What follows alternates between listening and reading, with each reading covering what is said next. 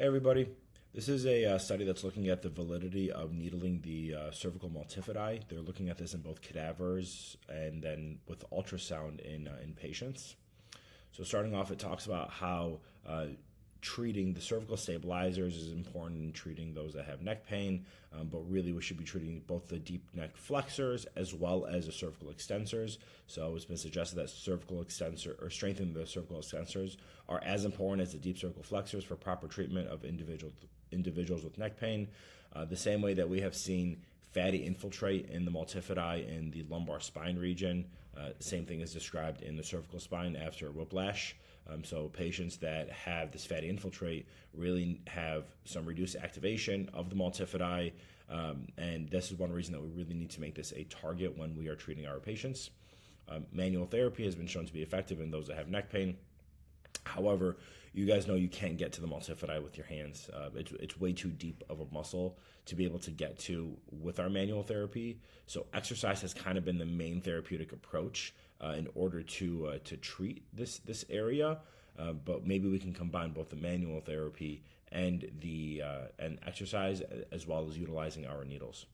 So this is a cool thing that a recent study showed that those with low back pain had improvements in multifidi muscle contraction 1 week after dry needling compared to those that did not get needling done. So even just from putting a needle down towards that muscle, we're essentially able to wake it up and able to get a better muscle contraction afterward.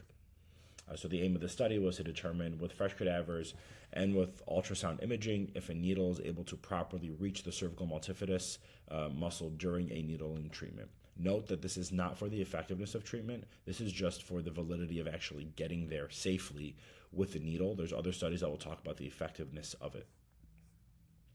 So where they were doing this was at C3, C4. They used a 40 millimeter needle by 0.32 millimeters in diameter or in caliber. The needle was inserted. This is in the both the living patients and the cadavers. The needle was inserted perpendicular to the skin, about 1 centimeter lateral to the spinous process at the C3, C4 level. The needle was then advanced from the posterior to anterior direction into the multifidus muscle with a slight inferior medial angle of about 10 degrees to reach the lamina of the cervical vertebrae. Note that they used 1 centimeter. And usually when we're needling, we're measuring based off of our patient's finger size. So typically I would be doing maybe 1 finger from midline or 2 fingers from midline. If it's 1 finger, we're going to go P to A and slightly inferior with our needle angle. And then if it's 2 fingers from midline, we're going to go 45 degrees anterior medial and then slightly inferior. I think the reason that they used 1 centimeter was because they did this both in cadavers and in living patients. But with the cadavers, you guys will see they only had the heads. So it was 2 heads, including the cervical spine, were removed from fresh cadavers. If you have the head only, that means you don't have the fingers. You can't appropriately measure using your patient's finger size. Along with that, in research, of course, we have to be really controlled. And, an approximate measurement of your patient's finger size is not going to be well controlled. So using 1 centimeter makes it consistent with all of the subjects in the study. So for this is the anatomic study. So again, in those that these are cadavers, the needle was inserted and afterward, they were able to remove resected the tissue of the posterior muscles in the cervical spine region, the trap, the splenius, the semispinalis, and that way they were able to actually visualize where the tip of that needle ended up. As for the ultrasound imaging, these are in 5 patients. They were volunteered. They had to have some form of neck pain, generalized neck or shoulder pain. But for exclusion criteria, couldn't be whiplash. They could not have had cervical surgery, no cervical radiculopathy or myelopathy, and then they couldn't be diagnosed with fibromyalgia. The spinous process of C4 is what they were identifying via palpation. We'll come back to some of these images. That was marked with a pen. They were able to insert that needle into the cervical multifidi region, and then the ultrasound was checked thereafter in order to see whether or not they were able to reach that area. So for this first figure, this is dry needling of the actual patients. So you guys can see where they're inserting the needle and the slight angle of that needle. This is the ultrasound image of the deep neck musculature. And then you guys can also see, the other ultrasound image is the one that you'll see that will have the actual needle coming in. This is just showing you the different muscles, and then the segment that they're at right here is C3. This is in the cadaver, and then they can start resecting the tissue, and they're trying to see. You guys can see kind of right where I'm going over with my mouse right now. That is the needle right there. So they're trying to see that if it reaches the cervical multifidi. All right, results. After removing the superficial posterior neck musculature in the cadaver study, this is figure 4, the one that we're just going over, you can see that the needle was able, and this is the tip of the needle, was able to pierce the belly of the cervical multifidi, and the tip of the needle was directly against the broad base of the vertebral lamina. So the way that we can confirm that we actually got there is by getting that bony end feel. So again, this is the needle. That right there is a cervical multifidi, so it's showing you that we are able to accurately get there, and this was in the cadaver patient.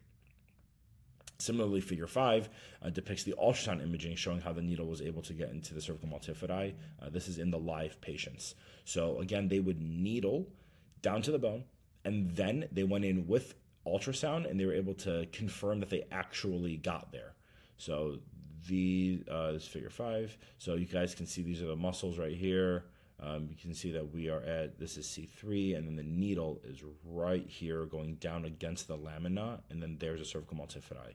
So they were able to do it both in cadavers and in living patients, and then they were able to prove it in both of those.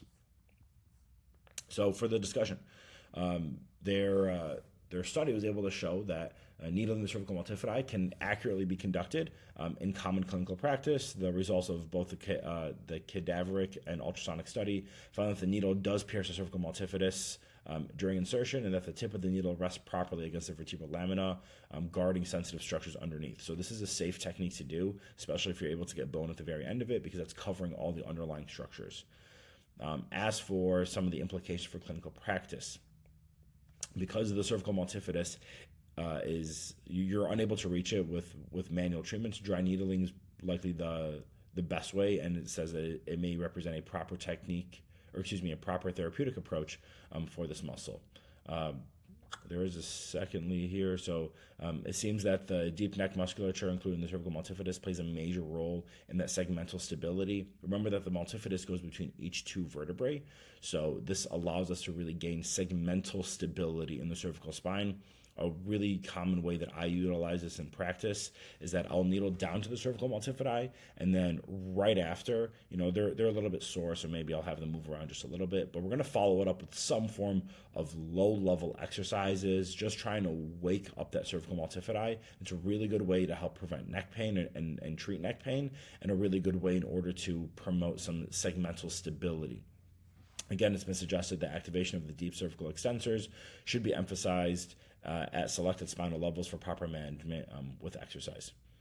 So dry needling has been proposed as a specific intervention, and the hypothesis, because of what they found in low back pain, that you could have better improvements of the lumbar multifidus after needling it.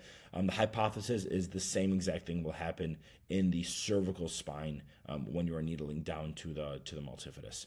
So if this is performed properly, the potential risk inherent for this needling approach appears to be low. Both in clinical practice and authors of the study suggested this, but there are still some precautions to consider.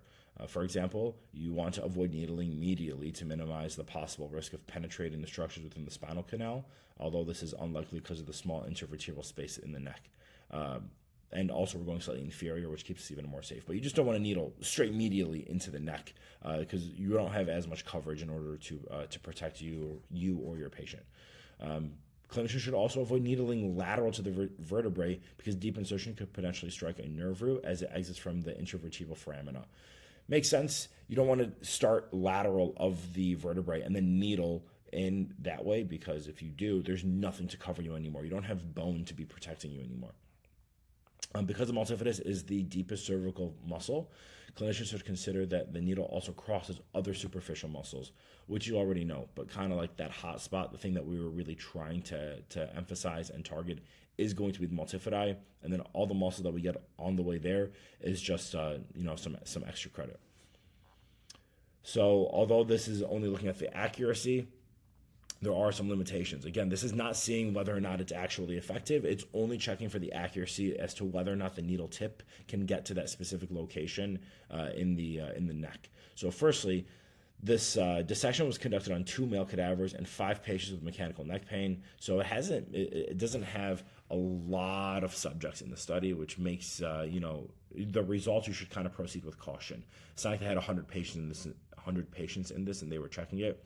Total, it's 5 living patients and then 2 cadavers, so it really doesn't have great power. Secondly, the paper does not determine the clinical effectiveness for needling the cervical multifidus, but again, that was not the focus of the study. The focus of the study was just the accuracy. And then thirdly, they did not measure specifically the distance of the tip of the needle from any vasculature or sensitive structure from the cervical spine to determine the real risk of the procedure, meaning they didn't check for where the nerve roots are, where the arteries are, and see how far away that is from the tip of the needle itself. But we know that in the posterior neck, there's really only musculature there, and there isn't much to worry about. So as a conclusion, this cadaveric and ultrasonic study supports that dry needling of the cervical multifidus may be conducted with steel needles of 40 millimeters in length. It's a pretty decent sized needle in order to get down to the cervical multifidus. If you're using 15s, you're definitely not getting it. If you're using 30s, you can get to the cervical multifidus because you can get bone in some pretty small patients. But for the vast majority of people, you're going to be utilizing 40 millimeter needles, and maybe you'll have a little bit left over. If you guys have any questions, please post them below. Post it in the group, send me a DM, and I'll see you guys in the next one. Thank you.